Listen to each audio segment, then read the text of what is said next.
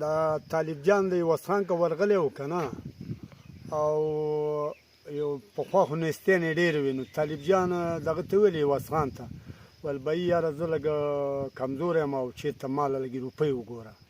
هغه ویل ته زما که کښېنه که نه زه به وځم که چا څه راکړله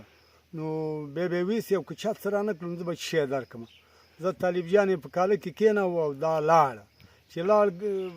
پته نه لګي چې وله ګرځېده به یا به نه ګرځېده خو زه وخت ډېر تېر شوی مازدیګر و یا څه ټیم و طالب جان وویل خدای ګو سړی رانه دغه شه ده یا پټ شه او یا راله کار نه کوي که نه نو هغه غریب باندې خو نیستي و ایسته تېراته نو دا روبایي ورته پرېښې وه ویل که سبا ورځ په نن ورځ کې چا لیدې د مرګ ځایله به بیا ولې تلی ژوندې او تله راتله انسان د خپله لاسه نه دي واک د تلو راتلو دي دی پردی او که خبر وی زه به ولې وی ورغلی چې اشنا به بدعي راته تندې په هغه سترګو کې هغه مینه نه وه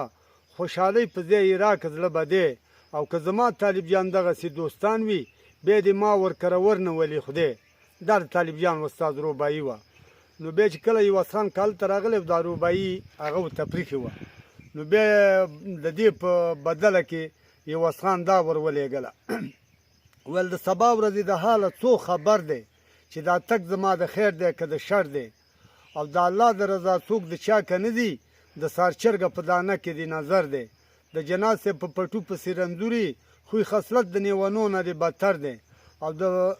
د پردي کور خپل کور نه آبادېږي خدای ته یې وسپاره راوړی دی لښکر دی او د نن وخت دغسې دوستان دي یوه خانه مې ملا د نه په چیشي مرور دی دا طالب جان مې و نو دغه دواړو یوه بل ته دا بدلې پرېښې وې